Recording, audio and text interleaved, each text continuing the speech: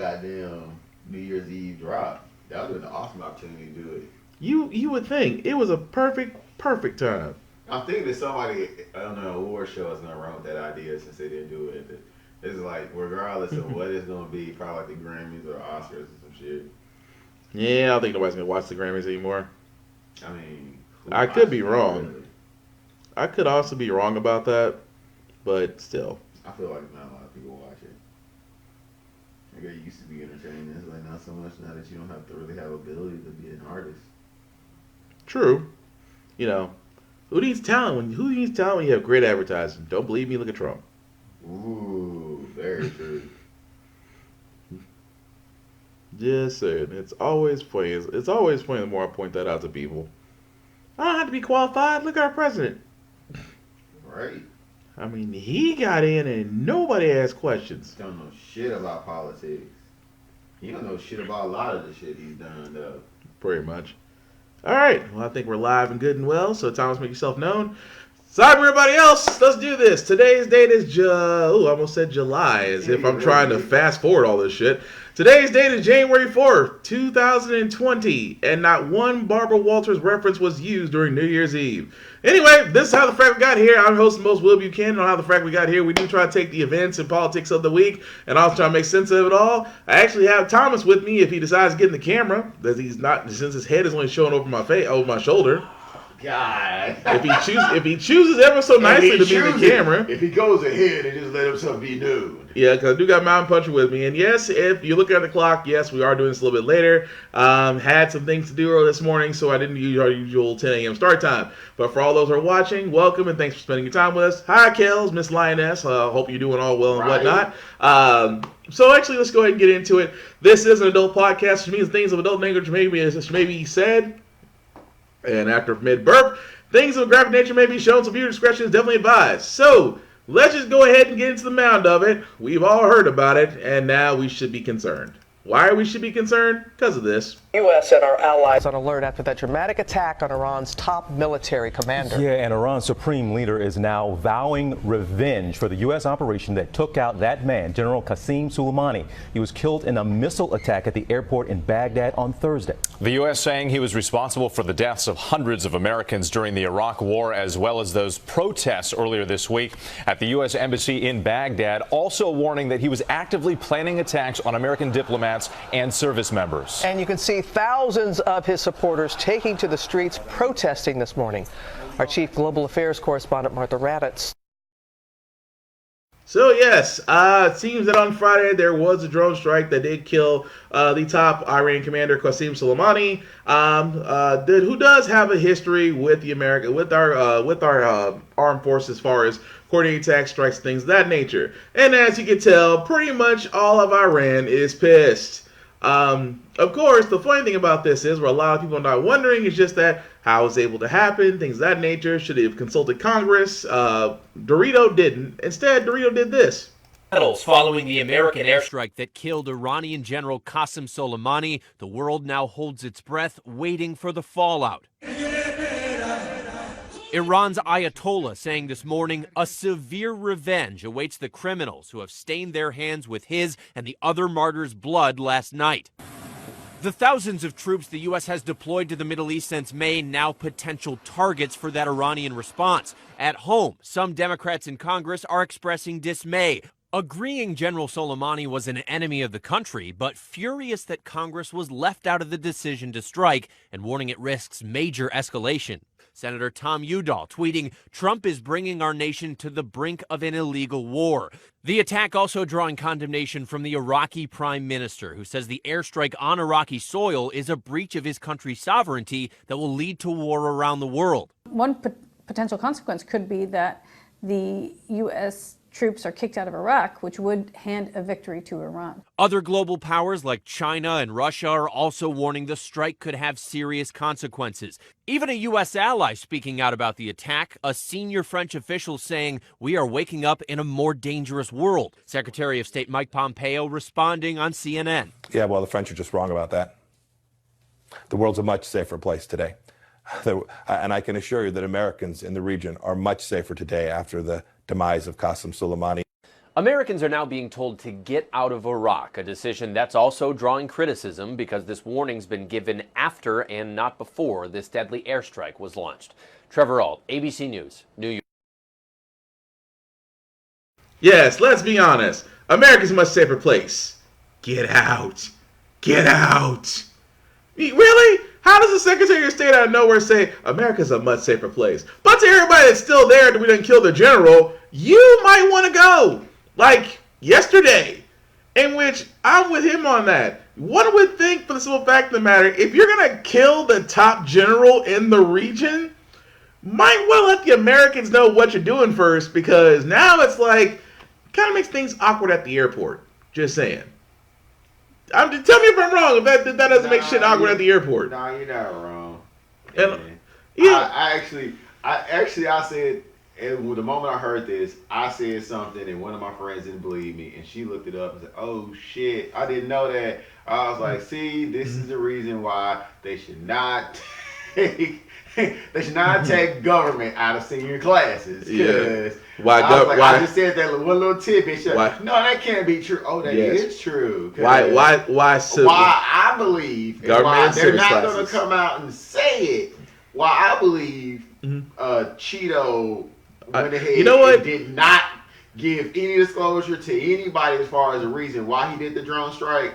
He is like, granted, he probably met with some people smarter than him, and they went ahead and said, "You got to do this because while we're at war, a sitting president cannot be impeached." And that is again an opinion. And now, granted, that's an opinion. I love when people point that out, and I got to point that out too.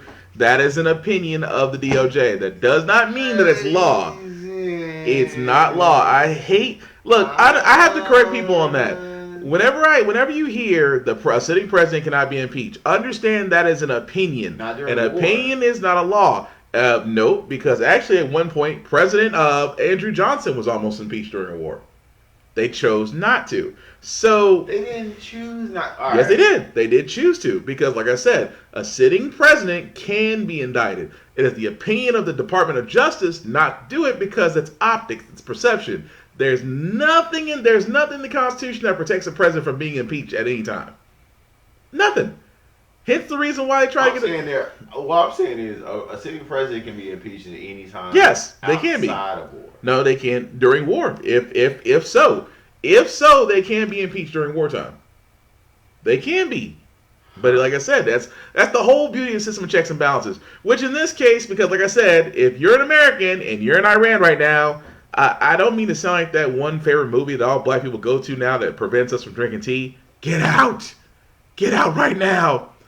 Use Flash whenever possible. You know, use Flash. Use Flash whenever possible. Don't ignore the Flash on your goddamn cell phones. Leave the fucking Flash on. Right. And another thing about this is and of course, in order for a president to do any type of military strikes, they have to consult Congress. President Obama had to do it when he was going to send drone strikes and bombings in Afghanistan. Bush did it when he was going to bomb Iraq. For some odd reason, Dorito decided that fuck your opinion, and decided to go ahead and bomb the place. And of course, the Secretary of State up there is acting more like the press secretary, his former Sarah Sanders, saying that America is now safer because we took out one guy. Why does this sound so familiar? You know, when we took out Saddam Hussein, the world was supposed to be safer, yet we're still in Iraq. We took out Osama bin Laden. Supposedly the world is safer, but we're still in Afghanistan. Is it me, or we're starting to become the world police that just doesn't leave? I'm just saying. You know, it's like, come to Iraq. We have a Waffle House there. Waffle House is universal at this point. It'd be funny if there was, before we got there was a Waffle House in Afghanistan. At this point, I would feel like it would be a trap. We went to Afghanistan, there was a Waffle House. I was like, I feel like it's going to be a bait. It's a bait and switch. It's a bait and switch. All right, fair enough. But again, it's not surprising that most Democrats and everybody else right now are speaking against it. You have those that are sitting there saying it had to happen, he needed to die, things of this question. I'm like, nobody doesn't realize during this entire inception of America, there's only been like 2 decades where we weren't involved in a war. Think about that. 2020 years later, and yet we're still involved in some sort of conflict. But for 20 years, we didn't have shit. And another thing is also, guys, also one thing I'm going to point out, but I'm not going to bring up a story on this. Please do not start looking at your selective service. Look, if you're over the age of 36, you're good. There's no way you're being drafted. If you're a family man, you're good.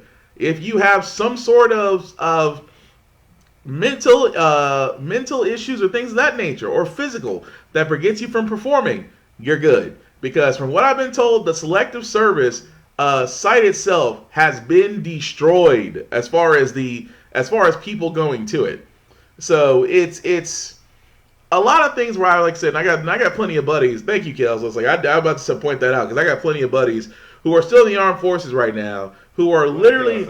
Oh, she was saying I feel so sorry for the servicemen and servicewomen, and she's right. Yeah, it's the whole thing of just that they unfortunately are still being called to action. Those in the National Guard and National Reserve will be called to action, unfortunately, because as we speak, 3,500 troops are actually being sent to Iran because they're bracing for a response.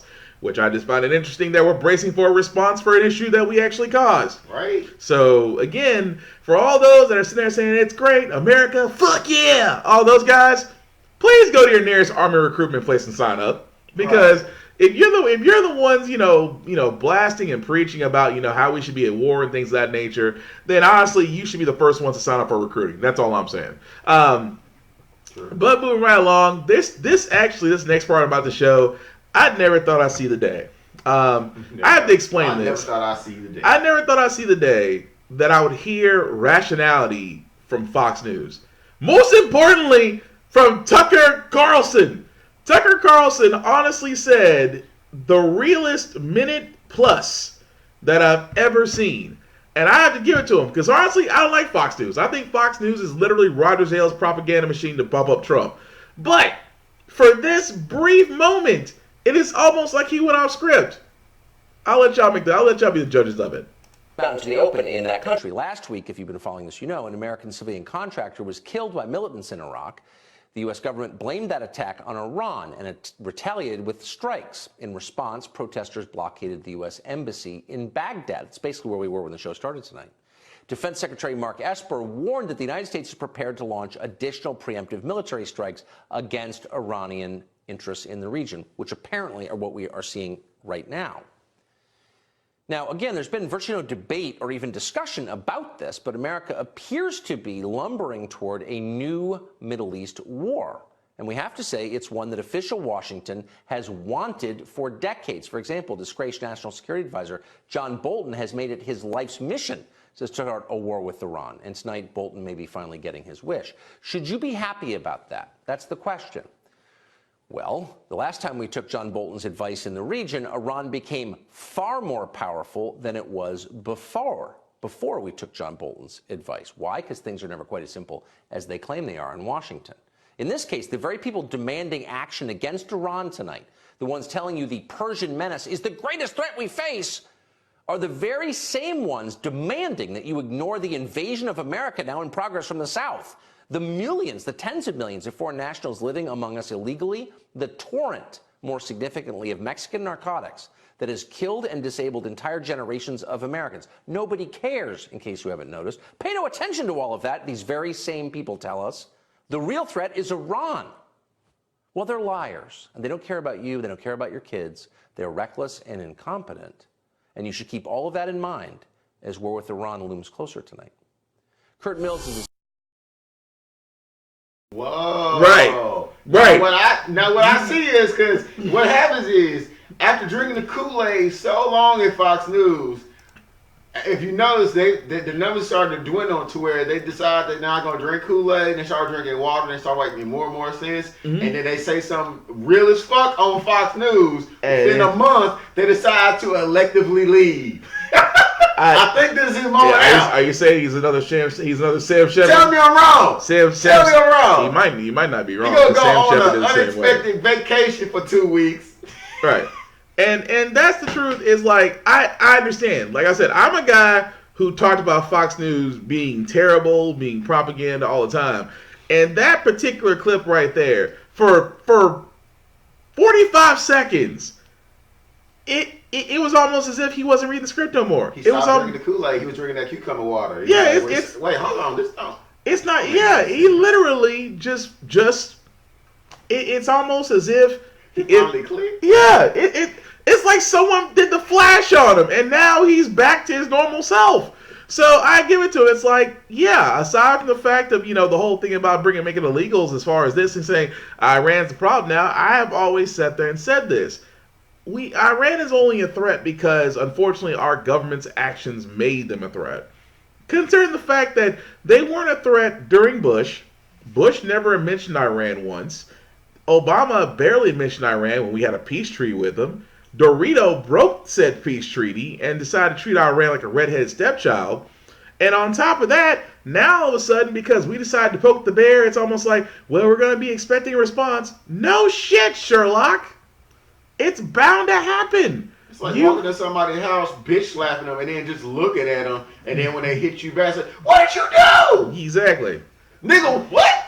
So you're right, and Kells, you're exactly right. Fort Bragg has already been Fort Bragg, Fort Campbell, really a lot of places have already started deploying. John, dude, if you ready to go, dude, hey, knock yourself out. Been there, done that.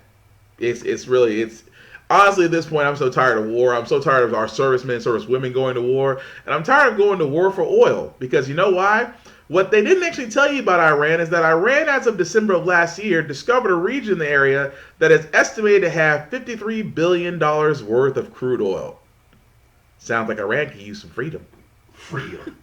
Same way like Iraq. Iraq is sitting on a boon of almost $89 billion worth of crude oil. And what did we say back then? Sounds like Iraq could use some freedom. So it sounds like, so are we going to be invading Iran now under false pretenses? Because that seems to be how we operate. So, again, with that being said, as like I said, if you're being deployed and you're watching this, hey, be safe, keep your head down, do whatever the fuck you gotta do. I say this with all sincerity in the world. I never like seeing people going off to war. I think war should be the absolute last. War should be the absolute last thing you decide on, because unless it's absolutely necessary, because honestly, no loss of life is worth it. At the same time, we shouldn't be dying for a rich man's war. That's just my opinion on it. I'm pretty sure Thomas feels the same way. Yeah, go ahead. These men and women who actually decide to lay down their lives for the security of their country are being used as pawns by people who have money and are convincing and lying and telling them that, oh, this has something to do with it too. It has nothing to do with it. This is about people who are lying their pockets while you lay down your life thinking you're protecting your family. Exactly. And they're just going ahead and increase their profit margins by 30%. In the words of Dave Chappelle, I'm trying to get that all. Yeah, we all know that bit all too well. But shifting gears a little bit, guys, we do got to talk about Moscow Mitch, unfortunately, because Moscow Mitch is still on the impeachment trial. You say Moscow Mitch. I call him Moscow Mitch, just like I'm calling Donald Trump. I'm calling Donald Trump from here on out Dorito. He is now Dorito, just like Mitch is Moscow Mitch for reasons beyond intention, because he has got a relation to the Russian government as it stands. Has decided to talk about the impeachment trial, and let's be honest, it's really about nothing. Trump derangement syndrome develop into a kind of dangerous partisan fever that our founding fathers were afraid of. And then, Mr. President, just before the holidays, this sad spectacle took another unusual turn. As soon as the partisan impeachment votes had finished, the prosecutors began to develop cold feet. Instead of sending the articles to the Senate, they flinched. That's right. The same people who just spent weeks screaming that impeachment was so serious and so urgent that it couldn't wait for due process now decided it could wait indefinitely while they checked the political winds and look for some new talking points. So, basically, it was just a whole bunch of bullshit he just said. Because keep in mind, the fact of the matter is, just to recap on impeachment, yes, Trump was indicted on 2 articles of impeachment, abuse of power, and basically restricting Congress from their job. The problem, the process with impeachment is that the Speaker has to send articles of impeachment to the Senate in order for the Senate to be as a jury. Keep in mind that the Senate does actually have a case where a Supreme Court justice does preside over, but the Senate is the jury. The problem is that Moscow Mitch has already sat there and said he is not going to be an impartial juror, and that anything they send up will probably be just going in one and out the other. You can imagine how Pelosi is actually waiting for an actual fair trial to be done, simply put, because at this point, Moscow Mitch is the wall that Trump wanted so bad. So, with that being said, it's still going to be a stalemate until either A, more evidence does come up, which again, more articles of impeachment could come up to where they can also be brought against Trump when the House pulls them up, or unless the Senate does agree, but either way, that's still a stalemate. Another thing that is always funny that I love to bring out about Trump supporters is that you guys love this thing called evidence, facts. You guys don't like that. So again, this also came out also Friday about Trump and Ukraine. Information coming out this hour that could impact the impeachment investigation into President Trump. Just Security reporting that unredacted versions of administration emails concerning the hold on Ukraine military aid show Pentagon officials were concerned about the legality of this freeze. This is the aid that witnesses have testified was being held until Ukraine announced an investigation into former Vice President Joe Biden and his son Hunter. Here's what Just Security says these emails reveal. Quote, "What is clear is that it all came down to the president and what he wanted. No one else appears to have supported his position, although the pretext for the hold was that some sort of policy review is taking place. The emails make no mention of that actually happening." Sarah Murray has these emails that were published by Just Security. Tell us what they say. Well, they do get into how this was really just all at the feet of President Trump and what he wanted to do on any given day. You know, there's all of this back and forth where the Pentagon is raising concerns with the budget office about whether they could violate the law if they don't lift the hold, about their ability to get the money out the door. And even in the face of these concerns, on August 30th, Michael Duffy, who's a top OMB official, emails the comptroller at the Defense Department and says clear direction from POTUS to continue to hold. So even Okay, so we'll stop there just for the same reason as they try to explain. Basically, all paper trails lead back to Dorito. Keep in mind about the Ukraine position where he does ask over transcript to ask them to look into at that time Joe Biden and his son. Which again, as Trump says, he did not do a quid pro quo. He did not withhold any type of aid to Ukraine. He was merely doing something that presidents have done beforehand. No. And now you can tell because as these documents are coming out, which doesn't really look good for him in an impeachment trial, that if you have clear evidence saying, yes, you did direct this, yes, you are behind it, yes, there is no way around this, and that you pretty much have to deal with it, yeah, pretty much, that's you, motherfucker. I mean, it only gets to a certain point where it's like, yes, motherfucker, it's you. So, and not surprised by that at all for the simple fact of the matter is just that as the impeachment trial comes on and that more evidence comes out, and let's be honest, I've always said this with any politician, if you want to know where the truth, follow the money. If you follow the money, you always find the culprit. Don't believe me, that's how they got made off. They still ain't found that money though. But they ain't never gonna find that money wherever you did with it. But again, also some other sad news is, guys, I know as New Year goes and that insurances are starting to do their open enrollments, you honestly hate to see news like this where drug prices are already increasing. And these drug prices, a lot of these are the most common ones.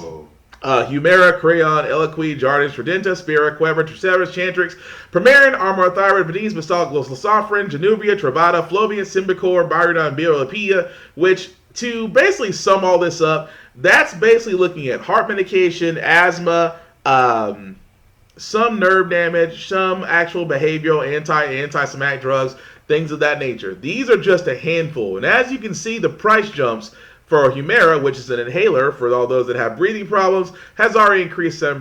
Eliquis, which actually helps out with blood pressure, another 6%. Chantix for all those that actually helps with smoking, 5%. Truvada, which actually helps with type 1 diabetes, also increases 5%. So you can tell that at this point, again, a lot of people don't understand. This is why I say Big Pharma actually has a hand in it when it comes to drug price, things of that nature. And the reason why they can do this, unfortunately, is because there is still not open competition with other countries. We are still closed off. Much like the rest of the world, we are still closed off from Canada, from Mexico, from other places that actually have drug markets in which you should be able to shop and get what you want from other places. Right. Unfortunately, during the U.S., we are still locked out of it, and it's only because when you have companies like Cigna, Aetna, United Healthcare, HCA, and those are just a few that can pretty much dictate where you get your prescriptions from, and they can also dictate the prices on them. Because let's be honest,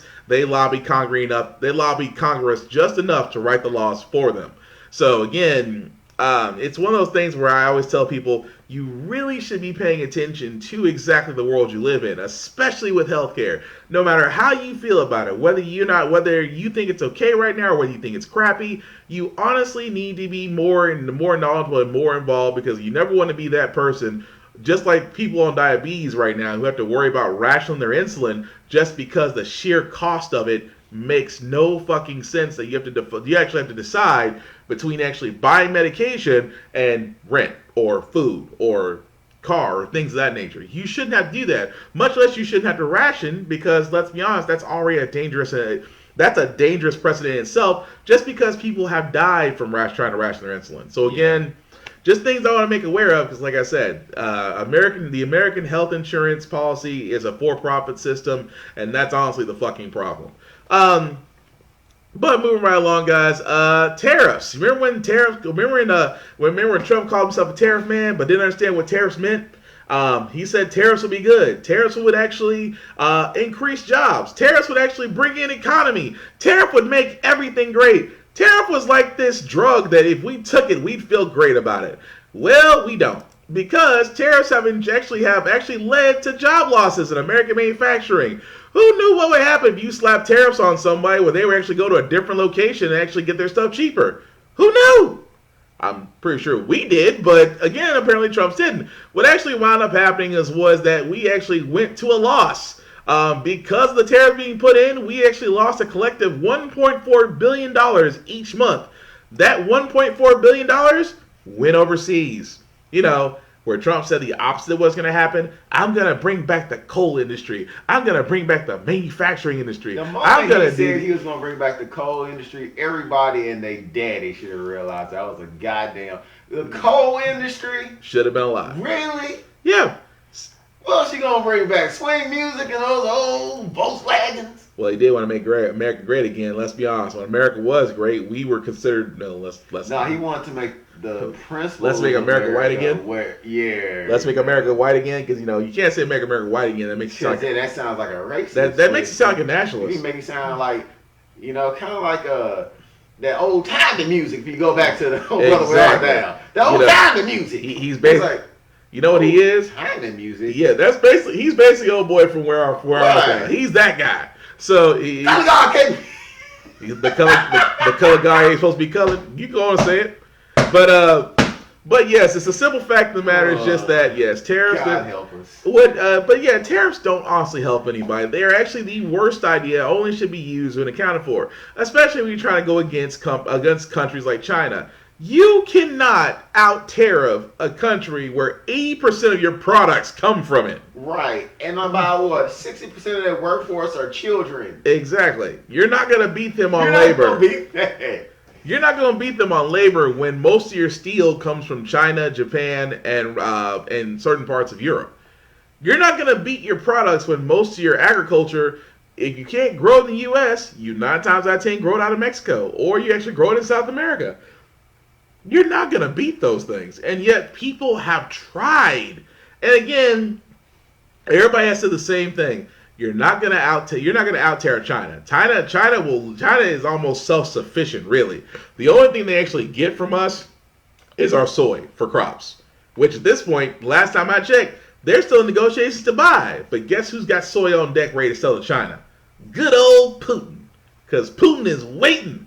I think Putin is like the Mr. Big from Rocky and Bullwinkle. He is literally the shadow guy who's reaping the benefits of everything that he's doing. So that's why I'm just like, I can't be mad. I mean, Putin is like, keep on doing what you're doing. That's all I'm saying. And of course, hey Alex, how's it going, man? I mean, I like Big Man Sweet Music, Best Done, Big Back Voodoo Daddy, the Cherry Poppin'. Tried to bring back in late nights, but none of them are around anymore. That's true. Because we were talking about the old brother where I thought references. But I love it. But again, it's crazy that we're still trying to do the tariff thing, and that's why I said it just makes no sense. What also makes no sense is that we are still. How can I put this? We all know minimum wage. Let's be honest. $7.25 an hour since 2009. 11 years ago, we're still at $7.25 for minimum wage. And another story that keeps popping up is just that we are bound to get to $15 an hour. It has to happen. No matter how you look at it, more states are actually coming across. 21 states now are starting to have progressive movements to where minimum wages need to increase. And I mean increase like yesterday. And I've had this argument many a times with others, many of them who are actually watching this podcast right now, which I thank you for. But let's be honest, guys. You at this point can still not operate or function on $7.25. The minimum wage itself was initially designed to where even a person can get by on a living wage. Hence, minimum wage. Wage is what you need to survive. Minimum is like the border baseline. Like you may not have the mansion, but at least you got a roof with 4 walls and a bathroom and a sink. That's what the minimum wage is supposed to get you. And I'm gonna be honest, nobody these days is gonna get by on $7.25. Hell, nobody these days is gonna get by on $12 or $13, $14 an hour. Eventually, because again, inflation, the price of everything, the fact that the cost of production and delivery is passed on to the consumer, it only gets to a point to where, why is everything going up but my paycheck? And again, it's hard to sit there and disagree with the simple fact of the matter is that a minimum wage of $15 is not unnegociable. It's not saying it can't be done. It should be done. But it's definitely not beyond the realm of impossibility. But it's the whole thing. It's like, well, if we increase it to $15, we're gonna cut jobs. They're gonna cut this. No, they ain't. We've been operating at $7.25 now for a little over a decade, and the only things that have went up is management's cost and the ability to bring in more people and work them to death at the same time. Again, that's the issue, because like you said before. When it comes to minimum wage, if you think about it, all minimum wage jobs, when they were first established, like you said, it's like somebody can work at any of these positions, like at your McDonald's or at your Piggly Wiggly, and these amounts were like the minimum amount you needed to survive. Right. It's like, it was like, as far as survive, have a little bit to do here and there. But what's happened is our cost of living, food, expenses, everything has gradually gone up. But the lobbyists for all of these companies have made sure that they kept the wages down. Yep. So they were always making their profit, the margin, that bottom line you're always hearing about. That bullshit was always increasing. Yep. Then when it got to the point where people started complaining more and more, I can't work for this, blah, blah, blah, they kind of twist minimum wage and made it seem like it was more of a kind of a jumping off point for young teenagers and people who are in college. Right. So to kind of still lean into where you're not changing it from anywhere where it's always been. Now, granted, over time it has gradually gone up. It hasn't always been $7.25. It used to be a lot cheaper than that. Mm-hmm. But right before they were forced to change from $5.50 and go up, because they were giving like fighting tooth and nail before we got to $7.25 and didn't go anywhere. Right. It was just kind of bit and bit and bit. They always came back and was like, well, typically these minimum wage jobs are really just for like teenagers and people who are in college, just kind of get a stepping off points to get some work experience under their belt and blah, blah, blah. And they use that excuse like, wait, but most of the people who are working at these jobs that you consider minimum wage or jumping off points are people who are full-grown adults. How can they survive in the real world when gas costs this much? Food costs this much. So then I was like, well, damn, we ain't got no choice at this point. And that's the rub, though. The rub, though, is just that's the wheel itself that honestly just needs to break. What's going to happen is, William's right. They are going to increase the minimum wage, but when they do, I promise for God on everything, they're going to make sure to go ahead and increase everything else prior to anything happening regarding the minimum wage going up. I promise you. But I don't even. But I'm gonna do one more. I don't even think for the fact that of the matter that they're gonna want to increase it. Like I said, it's almost like gun rights. It's almost like the moment you try to introduce. It's almost like the moment you try to introduce something new, the old arguments always come back up. It's all those old talking points. You're right. I promise you, the argument I just made, I promise will come back up. One of those people with an R right before their name in parentheses is going to say that exact same bullshit. Right. As far as the reason why minimum wage shouldn't really be impacted. Why? Because the lobbyists make sure to line them pockets. Exactly. And speaking of lining up pockets, let's just be honest, guys. This next story I've kind of covered a little bit just because it is amazing to me how hairdressing in the workplace, especially when it comes to minorities and people of color and just really those of different religions, still get harassed, still get pointed out, and still get penalized just because they're different. And this woman here, who was working at a place called Chicken Express, yes, that's the name of the place. This Muslim woman who just converted to Islam was wearing a hijab. For all those who know what a hijab is, it's the scarf that goes around the head that covers the back end of the woman's hair. That is a part of the Muslim religion. Some of them go underneath the chin. Some of them go underneath the chin, and so you get the idea. Mm-hmm. But again, it should be respected. Above all else, it should be respected. But again, in this case, unfortunately, this woman dealt with this issue as far as her hair. And when I'm not here, I wear it. Okay, that's a different thing. That's outside of your personal life. But it's a part of my religion, though. So I just feel like if I work here, y'all could be able to accustom my religion. Has nothing to do with religion. Well, I read the handbook, and in the handbook, it doesn't say anything about us not being able to wear religious headpieces or anything about religion. It doesn't. It says you have to follow the Chicken Express uniform policy, and it lists out what it is, and it doesn't involve anything else. Well, I don't know what to tell y'all. So y'all go either have to fire me or send me home because I'm not going to stop wearing it. Okay. I don't know what to tell you either. I had the discussion with Tamara. We'll have the discussion with Corey, and they'll make the decision. Okay, that's fine. Wow. Okay. So again, for all those that didn't know, yes, that was a lovely young woman who was having a discussion with her manager, and the manager told her to take her job off. And for the life of me, even though she said it, I read the handbook. It says nothing about me wearing this, so I should be okay to wear it. And of course, he turns around and goes, well, no, we discussed this, and this needs to come off. I'm sorry. When I heard it, I was like, oh, you're going to take off that hijab. You're going to take off that hijab. That hijab. That you're going to take off the hoodie. That's what you're going to do. Take off that. In my mind, I heard that. I'm not going to lie. He didn't say it, of course not, but in my mind, that's what I heard. And the simple fact of the matter is, with that story, of course, now the attorneys, not the spokesperson, the attorneys for Chicken Express, I still can't believe that's the name of a company, sat there and said, well, the franchise owner and the manager had apologized to her and said that the manager's comments was due to a lack of training. Due to a lack of training, he was forcing someone to go against their religious beliefs, even though there's nothing in the manual that says that you, according to her, and it seems like according to the attorneys, that she was in the right. The manager, because he decided they were the manager and they sit there and throw their title around like it came with an ounce of power, decides to turn around and sit there and say, well, you can't wear it. Take off the hoodie. You know what's kind of sucky about stuff like this? What's that? Anytime you hear something as far as saying lack of training, mm-hmm.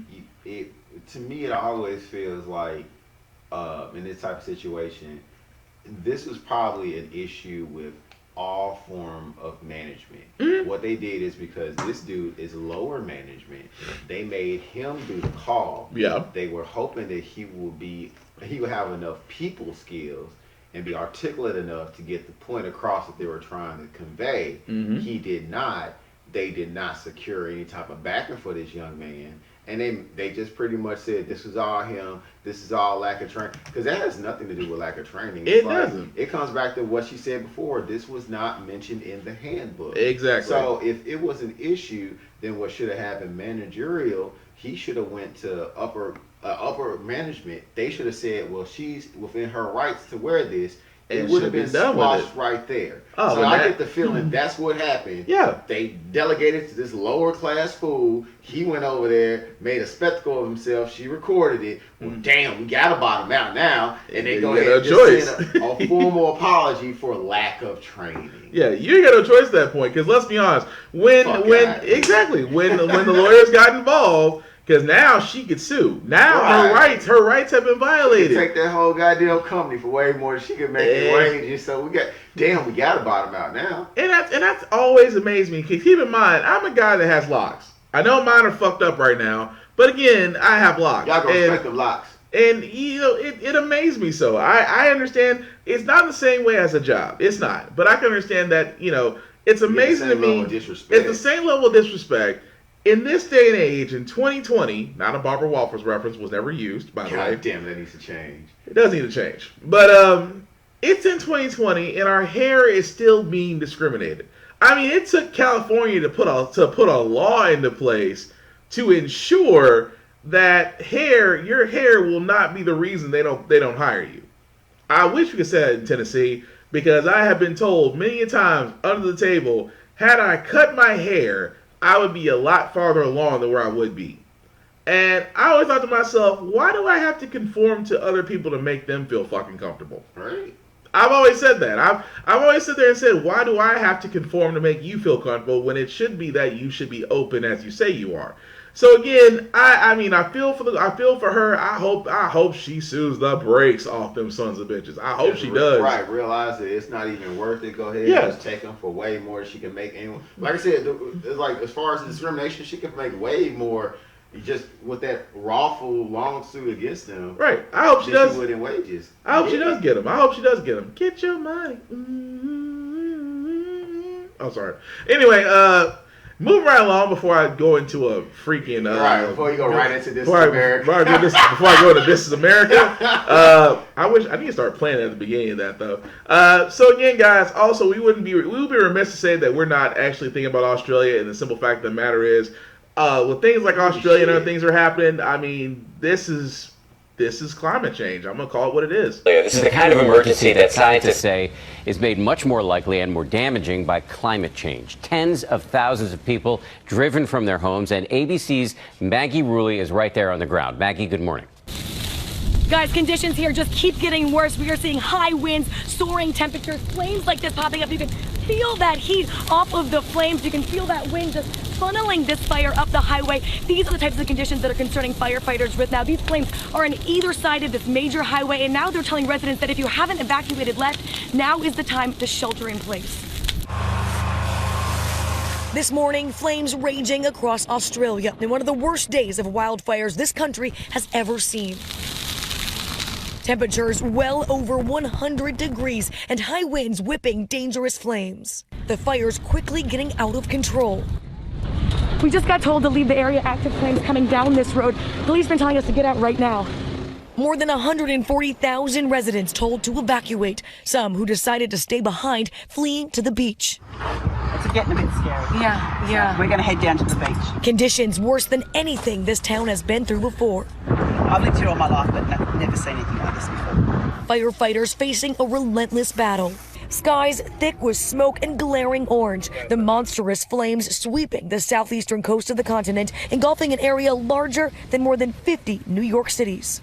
Australian Prime Minister Scott Morrison announcing the deployment of reservists to help with the crisis. The ADF surge includes the deployment of up to 3,000 designated ADF reserve forces. The priority of this deployment is to assist ensuring the safety of life. The United States sending help from the Forest Service and the Department of the Interior. The vast destruction devastating Australia's delicate ecosystem.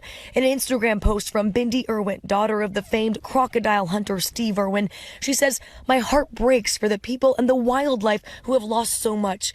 Our wildlife hospital is busier than ever, having officially treated over 90,000 patients." And guys, conditions are only getting worse. Even since we've been standing here, the flames have already ripped up this highway. Firefighters are now warning everyone to hang in there for a long night. Guys. And that's just being honest, guys. That we feel for you there in Australia. Alex, you kind of beat me to it. You know, fire on either side of the street. We're just gonna stay right here. I'm gonna be honest. If you see fire coming down the road, leave. Right? Like, all right, so I was going to make fun of Mindy and say hashtag white people shit, but something tells me she's a real journalist because it was like about at least noon when the goddamn fire department told her ass to get the fuck out of there. It's like pitch black. This bitch is outside in the forest with the fire behind her. Like, oh my God. It's like, hey, bro, if you don't get your goddamn ass on out of here, what kind of shit is this? Bitch, they said to leave 5 hours ago. They really did. God damn it. It did. And like I said, and not to take away from this, we hope that everybody in Australia is safe, especially firefighters who are literally fighting that is a losing battle. That is a losing battle when you said temperatures over 100 degrees, wind swirling. That is like because even if they get to the point where it kind of smolders, if that wind picks up and those embers move somewhere else. Shit. Let's just let it go out. And I hate to say this, but honestly, it's like, this is climate change. These are the effects of climate change. Not to sit there and say that when you have the perfect storm for fires like this, keep in mind, they're still working on California. California is not exactly put out in any way. I'm like, we know, just because it's not being reported that much, it is still a firefight up there. Considering the fact, like I said, this goes into this whole thing about really trying to understand that, hey, what we're doing, the emissions, our footprints, our overall impact to this environment is just leading to situations where you can't have superstorms or you can't have these types of wildfires that can just go. And I mean, the destruction, everything else would happen to it. Yes, I hate to break it to you, but when 99.2% of the scientific community agree that climate change is real, this is just... You might want to hear them out. Yeah, you might want to hear them out, and this is just Mother Nature proving a point. But again, we do hope that everybody in Australia is being safe and that it can be contained eventually, but again, this is the reason why you have activists like Greta Thunberg and other activists out there who are just simply saying, hey, we like to live here for another couple of millennia, if you don't mind. I mean, granted, we're not trying to be like dinosaurs here, but at the same time, we do have the ability to stop as well as to destroy, or I should say create as well as to destroy. But again, we hope that everybody is safe there and whatnot. Aside from that, guys, the only thing we have left from the political field a little bit is just that, well, the Democratic American Idol tour just seems to keep on rolling, and one more has dropped out the race. The Democratic field is narrowing again tonight. Julian Castro, the only Latino in the running, announcing he is dropping out. And with the Iowa caucuses just a month away, there are new fundraising numbers just out revealing the state of the race. ABC's Eva Pilgrim is in Iowa. Tonight, the Democratic field narrowing. Julian Castro announcing he's dropping out of the race for president. So today, it's with a heavy heart and with profound gratitude that I will suspend my campaign for president. Castro, the only major Latino candidate, has been outspoken about the increasing lack of diversity. They need to create a presidential primary system that actually reflects the diversity of this country and of this party. With just over a month left until the Iowa caucuses, the remaining candidates barnstorming the state and releasing their latest fundraising numbers. Bernie Sanders raising a whopping $34.5 million in the last quarter. Pete Buttigieg taking in $24.7 million, while former Vice President Joe Biden having his best quarter with $22.7 million. But for the campaign season, still lagging far behind those rivals. Do you think you've raised enough money? Oh, I know we have. Elizabeth Warren has not released her numbers yet today, attacking her competitors. I didn't spend one single minute selling access to my time to millionaires and billionaires. While Biden may not be leading in fundraising. Okay, so we're just going to stop there before we get to the finances. Before we actually get into that, my buddy John, who just said I'm doing a charity stream for Australia this morning, another night. Oh, so give me a little quick shout out to John, to Wingnut Gaming on Facebook. If you haven't known what Wingnut Gaming is, my buddy John here, who I've known for, I want to say almost 10 years. 10, 9. Well, I know long enough. Anyway, he's actually got a gaming stream right here on Facebook called Wingnut Gaming, in which he loves playing Fortnite, loves playing Battlefield, loves playing Call of Duty, loves playing Apex Legends and things of that nature. I sometimes play with him from time to time on PlayStation. But definitely give him a like, share, and subscribe, as he's doing a charity stream for Australia. So, if you can give, that's cool.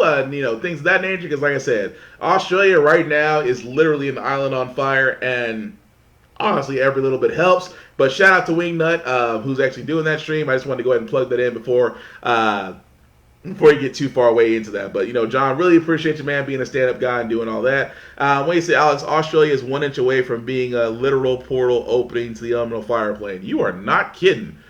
Just because of that simple fact that island is completely on fire. But getting into the actual podcast, that Juan Castro saying that there needs to be more diversity in the presidential candidates. Well, here's the problem with that. It doesn't. What the problem is with Democratic and Republican candidacies is just that, let's be honest, neither party actually reflects a lot of the way of minorities. I mean, let's be honest. I can start with the Democrats. I mean, you can sit there and everybody says, well, what about President Obama? You had 1 in a million. They didn't even really give Obama, like, the first time Obama ran for president, they just kind of laughed. It's like, wait, so what's his political career? Exactly. Get the fuck out of here. He was a one-time senator. Right. A one-time senator for Chicago. Beforehand, he was literally the administrator behind the Harvard Law Review. don't get me wrong, the man had credentials. Man, but as far as political career and running for president, it's like he didn't have the blueprint that people would normally think for president. Exactly. That's why I was saying that. And again, don't get me wrong about President Obama. Still in my mind, one of the most greatest presidents we've ever had, considering the opposition that he faced and all the multiple things he got passed. I will never knock that, because let's be honest, that man had to deal with a torrential weight of shit, just to be honest with you. So it's a simple fact of the matter is, beyond him, we rarely have seen presidential candidates that people, aside from, like I said, Obama as a reference, that we can relate to. You'll never, if you ever see a black Republican candidate that's being endorsed by the RNC, we'll probably question it. Why? Because of perception. Because Republicans have never had minority interests. It seems that a lot of what they're trying to push out there and what they're trying to do seems to be going against the grain, going against a lot of what we consider to be our interest. And Democrats, because and going to the other side again with Democrats, they seem to pick up and sit there and say, "Oh, well, we use hot sauce just like you do. We understand." We use hot sauce you do. We use the same hot sauce you do. We understand the plight that you're going through. Not in here, right? Yeah. They try to befriend. They befriend for voting. So again, I've heard on both sides to where you're trying to literally and figuratively. I get it. There's not enough diversity. There's not enough diversity because neither committee is trying to find it. And at the same time, the independents and the Green parties and all the other affiliate ones out there, because a lot of people don't know, yes, there are other actual political parties out there besides Republicans and Democrats. The problem is just that you don't have a candidate that's going to either step up and actually say what they truly feel, or step up and speak on behalf of minorities. Because let's be honest, and this is just being completely literal, you're probably going to be hard-pressed to find a black candidate that's going to bring up black views on a national stage and still not try to get pushed. Because the moment you bring up black views, it's going to automatically seem like it's anti-white to a lot of people. Exactly. So it's kind of like a double-edged sword. You just try to you try to aim towards that demographic, but then the other side thinks is, oh, well, he's against. No, that person. And the funny part is that happened with President Obama. That happened with him. Oh yeah. When he brought up He was simply saying that these two key points that impacted black people, and they made it seem like he was anti-American. Now, not only anti-America, remember when Fox News ran with the whole thing of President Obama going through the so-called ghetto, just handing out money and Obama phones to everybody who wasn't working and was ill repute and was smoking weed and all this stuff, and they just figure out that they're going to vote for this man because he's going to give them all this stuff. That was the perception that they put out there, and a lot of people ate that shit up. So again, I get you, Juan. I do. We do want more diversity. I want other political parties to be involved other than Republicans and Democrats. I do. Like how they do over on the other side of the pond, where it's like, but it all comes down to money. It's like over there, it's like you can have a political viewpoint, and there's like 6 different parties, and all 6 candidates of all 6 parties are all being heard equally. To where honestly, it's like there's also 6 political candidates here, but who's everybody's focusing on? Either red or blue. That's it. It's like you can go ahead and go check out independent if you want to, or green if you want to. But then it's like then you start looking at people get discouraged. Like, well, if I look at the numbers, they're not even getting anywhere near the numbers of anybody else. So let me stop looking at this. And that person might actually have an excellent viewpoint. But it goes down to it. But it all comes down to what this is all it all comes down to. But I always sit there and say it best. It comes down to money, and the simple fact of the matter is, what is going to be so difficult is that you're going to be hard pressed. Like I said, you're going to be hard pressed to find that one cat that's going to be willing to talk about views, even more so him or her, to find the people who are going to back them up. That's going to be like, I like what he's saying. We want to push him forward. Versus with the DNC and the RNC, which like Thomas pointed out, it all comes down to money because lobbying is still legal thanks to Citizens United. That, unfortunately, is going to be the case. Although, Juan, the only problem is with you, sir, is just that you didn't really connect to the people. You really didn't have policies moving forward, and all you're doing is pointing out things that we've already known.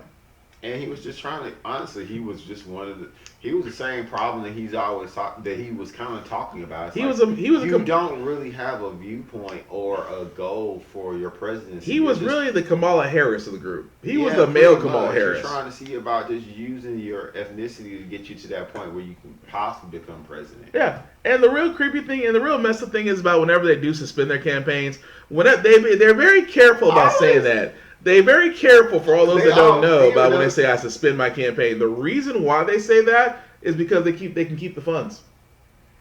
Campaign rules. If you suspend your campaign, you don't have to give the funds back. I was wondering about that because it's like I just thought about that. It's like I've never heard a candidate actually say that they remove their candidacy. They always say if you ever suspending. They've always, even when I was a kid, I was like, suspending? What the? Because the presidency's over with. That's the campaign. That's the campaign rule. The campaign rule is if you suspend your campaign, you can keep the funding. If you say that you're ending the if you're saying they're ending the campaign, then of course all funds that you have that were collected have to be given back. That's just the truth. And also, but moving right along, guys, let's be honest. The stock market kind of went like this today. I should say for the week.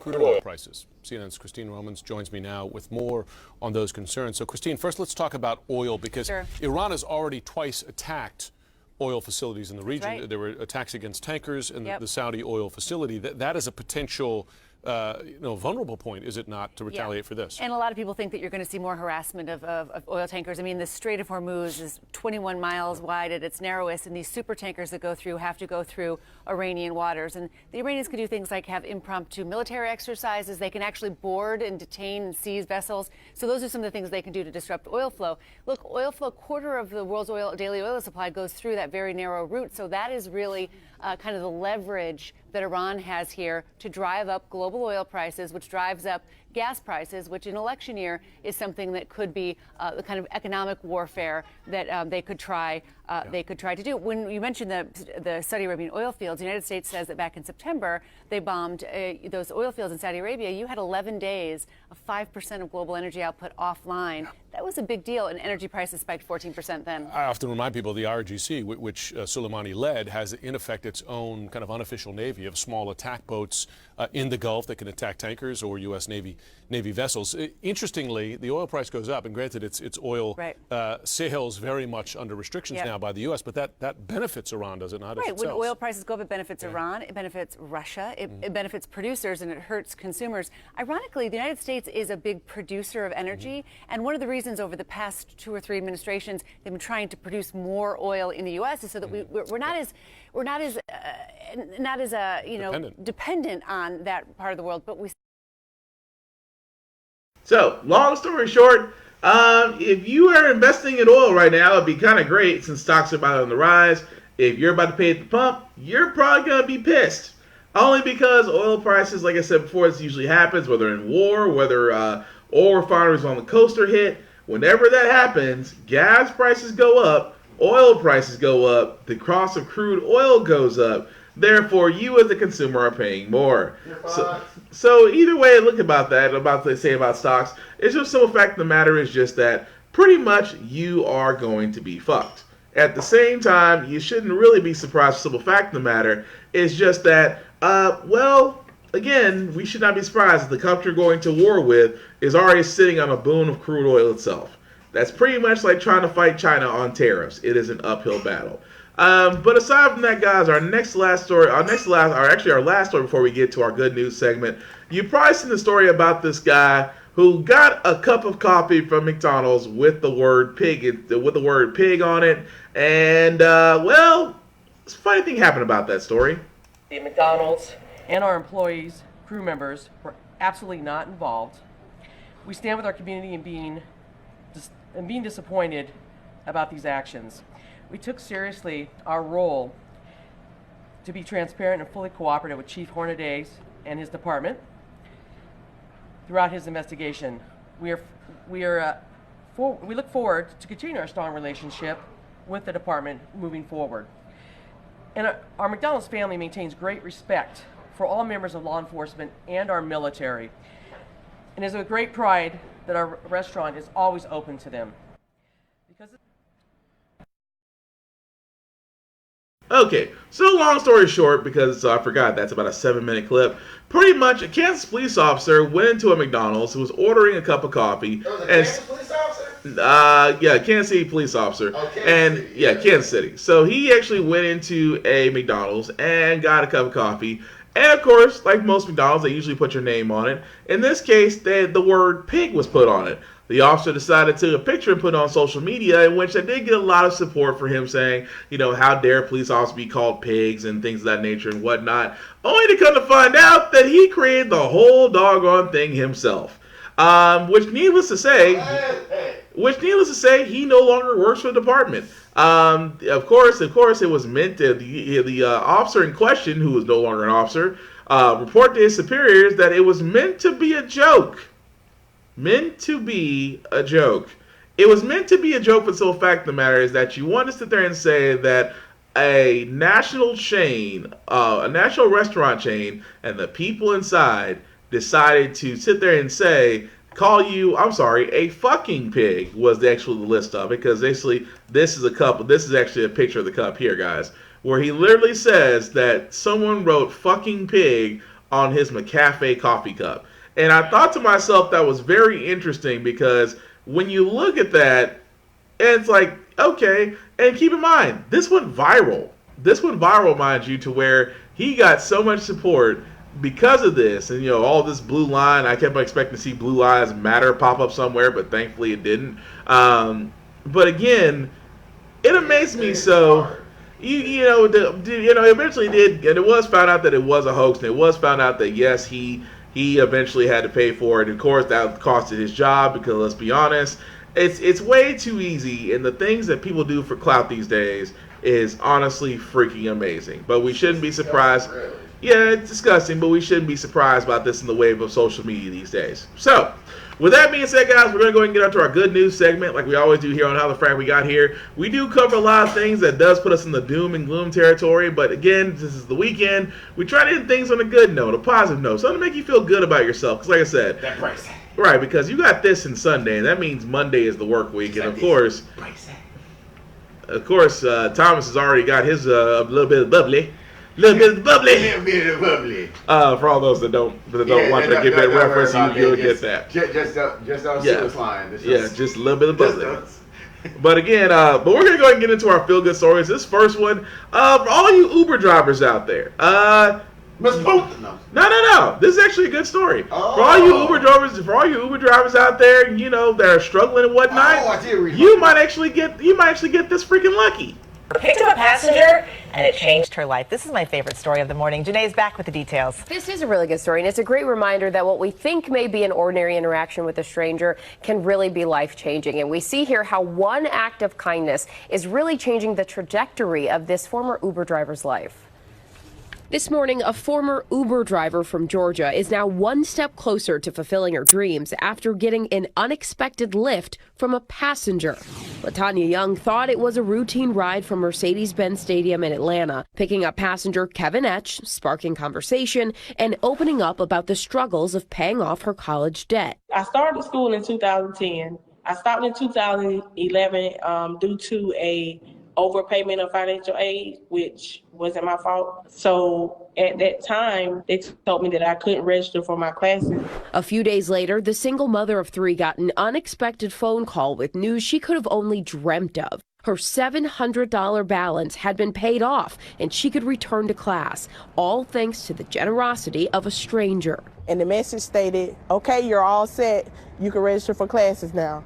And I was like, literally, I was blown away because a stranger has never done that. I had to do this for him. I maintained my grades, A's and B's, just trying to make sure he know that I appreciated him. Kevin's kindness allowed LaTanya to complete her associate degree, and the two reuniting at her recent graduation, now sharing a bond that goes far beyond a simple ride share. I just learned there are good people in this world. And I've learned from this experience that there are people that keep their word.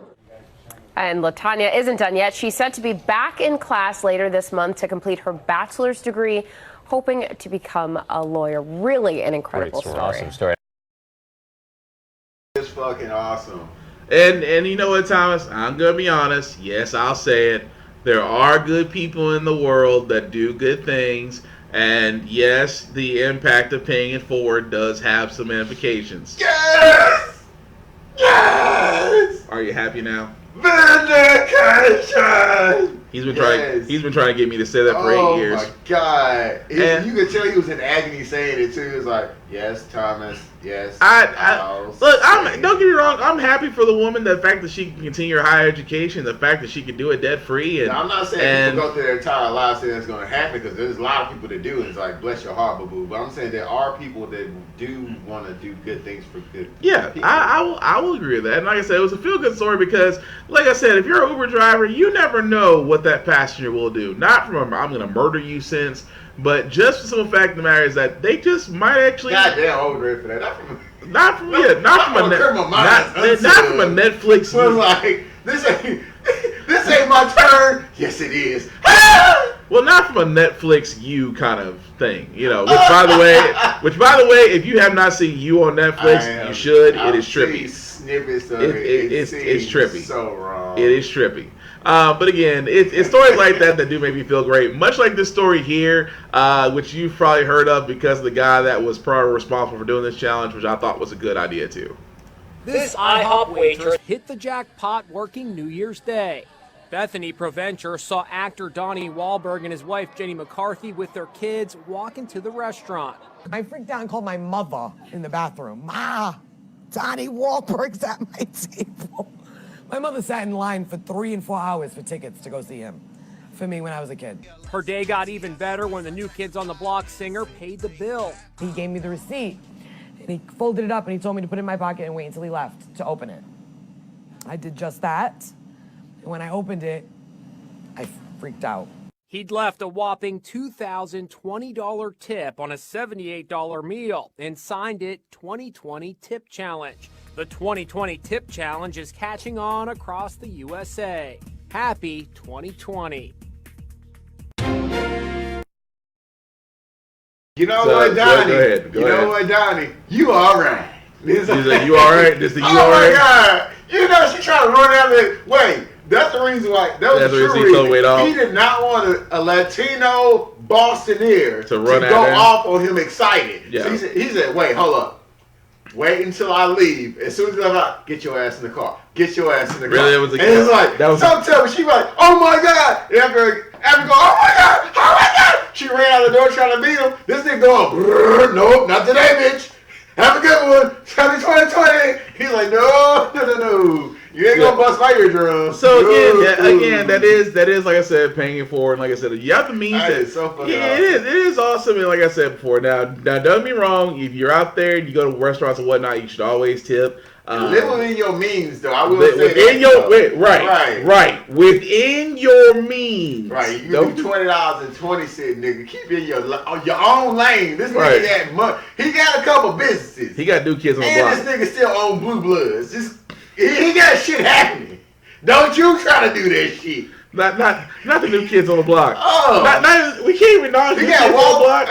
Yeah, they still doing reunion tours. He got new kids on the block. He got Blue Bloods. Then he got the Wahlberg. Wait. Is Blue Blood still on? Blue Bloods. Yes, it is. See? Tom Selleck is still in. Tom Selleck is still. Bro, that's damn. That's right there with NCIS. People don't know it's all old people watching. Well, same thing with Blue Bloods. Well, technically NCIS should have stopped after season 7. But anyway, I stopped watching after Ziva left. You know, I stopped watching after Tony left because Tony and Ziva was my reason for watching that show. Anyway, we're getting distracted. Yeah. Because again, we could talk about some of the shows, but still on. I think this might be the last season. But yeah, it's like he got a lot of shit going on. So him leaving $2,000 and a $20 tip. He can do it. He can do that. Yeah, but that's.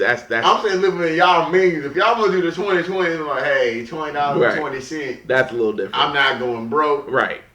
You can live with that. Play it forward 2020. But again, that's also a good story. This story right here, I always say to myself, I'm not really a church-going person, but I think I would go to this next church because this church is in a casino.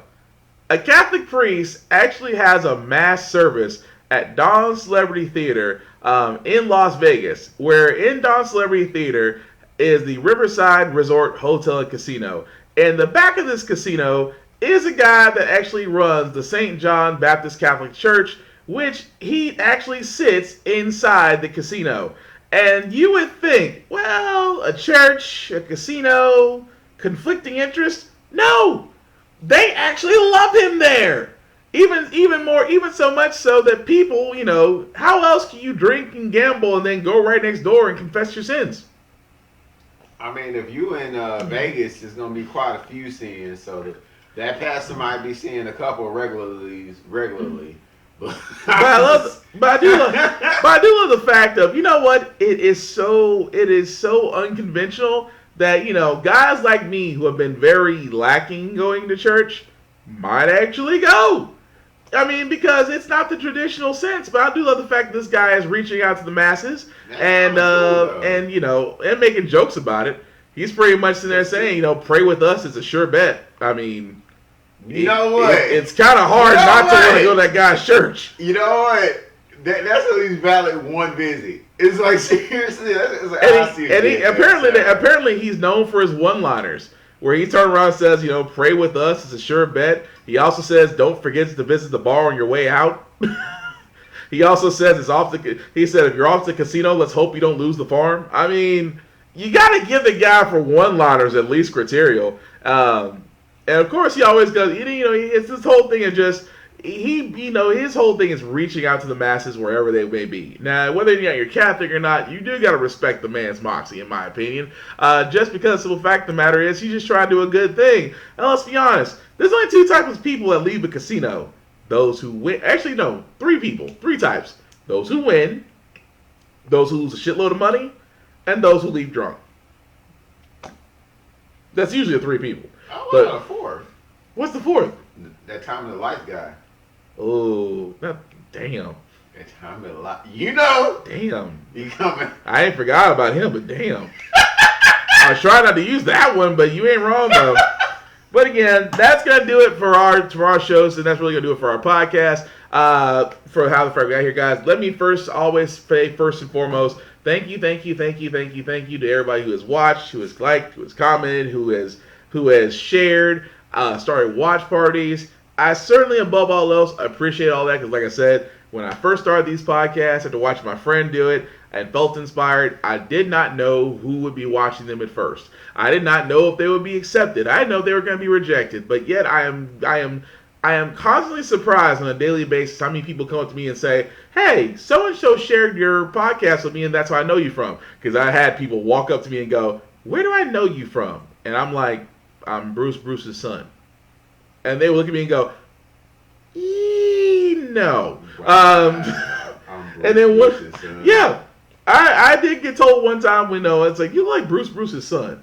And I'm like, I'm going to go to my mom because I got so many questions now because like 5 other people used to say it. But anyway, I'm getting distracted. But again, thank you everybody who's done all those things. I certainly appreciate it. And also, I'm not the only cat that actually has podcasts going forward. Actually, the gentleman behind me that's not wearing a tank top today has a podcast of his own. I'm going to spare him because his promo skills still need some work. Behind me is the man that's been with me on this podcast. Is Thomas Reed, a.k.a. Mountain Puncher. Has a podcast of his own, a fitness podcast called To Be Determined. If you've been on Thomas's Facebook, that's Thomas Reed. Trust me, it's easy to find him. If you've been on his Facebook, you'll notice 2 things about Thomas. 1, he likes to post videos. 2, he likes to work out. And yet he brings them together every chance he gets. This man stays in the gym all damn day. Not all day. I'm sorry. Let me rephrase that. He spends every day in the gym.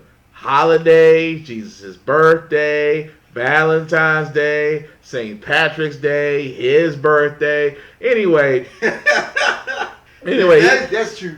That's true. Anyway, he's a guy that just likes fitness, loves to talk about fitness, and loves to talk about things that are on his heart.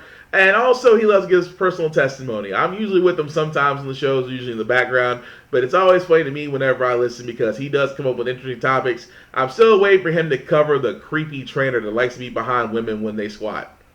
I'm just saying, dude, there are easier ways to foreplay. You know who you are. There's easier ways of foreplaying. That's all I'm saying. But anyway, his show is usually every Saturday. I think you're not doing one today, right? Are you doing one today or are you not? I'm contemplating doing one. I know for sure I'm doing one next Saturday, but I'm not sure if I'm doing one today. All right, so scratch today. So usually it's every Saturday from 3 p.m. to 5 p.m. under his Facebook Live, which is basically Thomas Reed. And, of course, his YouTube page. His YouTube page, which is number 2, letter T, letter B, letter D. That is 2 TBD, as in To Be Determined, is his YouTube page. Quickly designed to basically get past YouTube's algorithm. And so far, it has worked flawlessly. But again, to be determined where the results depend upon you every Saturday under his Facebook Live, Thomas Reed, 3 to 5 p.m. And of course, my other brother from Mother Mothers who are not here, we'll start with Vaughn, Ayla Witherspoon on Facebook, Big BZ on YouTube, has several podcasts of his own. His first podcast is basically the VSTs, which is a news podcast. That news can be video games, the news can be music, the news can be trailers, as he loves to show. Right.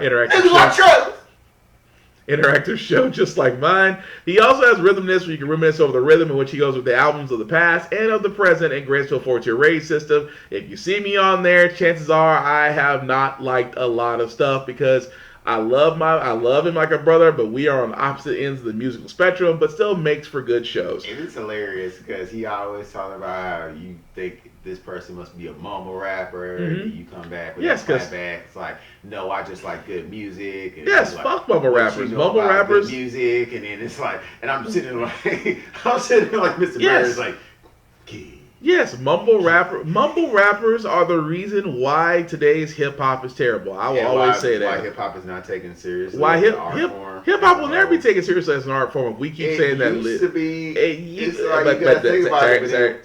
We can. I know where you're going. Yeah. I know where you're going. What's the off on that tangent, bro? I know where you're going. Off-road with. But again, those are things that we discuss on Vaughn's Rhythm Nest. We're not going to do it this on the outro. Yeah, no. But on Vaughn's Rhythm Nest is where we have those discussions. Also, interactive show. He also has Random as Fuck with Uncle VZ, which Random as Fuck he just did yesterday. Is the pool of ratchets we sometimes dip our toes into to basically take a break from life and have a chuckle. Some bills will make you think. Some bills make you cry. Some videos will have you utterly scratching your head. Vaughn pulled that off. It's been a while, some of the videos he shows.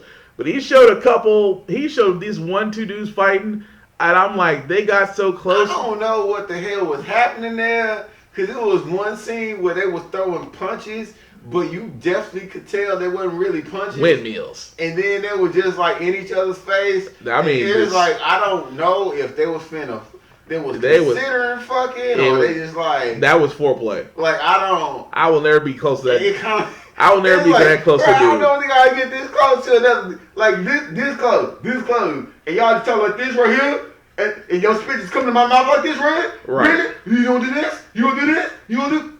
And it made no sense. But again, these are the videos that we do watch a Random as Fuck. And like I said, it'll definitely have you thinking. But again, all these shows can be found under Vaughn's Facebook page as A.Witherspoon, and also his YouTube page, BigBZA.podcast, in which you'll be able to see. Also on his Facebook page, he actually has a calendar, so where you'll be able to see every one of his shows as far as when they'll be appearing, as well as his Instagram, which is also connected to Facebook since Facebook bought Instagram, and actually will be posting there as well. Now, my other brother from another mother, Trace Brown, King Eddie Wayne on Facebook, DJ King Eddie Wayne on YouTube, has several podcasts of his own. The first one is called The Bump Down, is music, culture, knowledge, and numbers. He goes over chart work, what's hot on the underground, and what's coming out of the scene, as well as artists he's working with, as well as giving his view into the recording industry. If you are an artist that wants your music to be played, either on Trace's Bump Down or Vaughn's Rhythm Nest, please reach out to Trace or Vaughn on Facebook, and they'll give you the details how to upload your music. The only thing we do ask is that you bring your fire. And you never know who's actually watching these podcasts or who it may get forwarded to, or you might wind up on the next Rhythm and Flow and have Cardi B try to figure out how to describe you when she has no talent herself. Yes, I said it.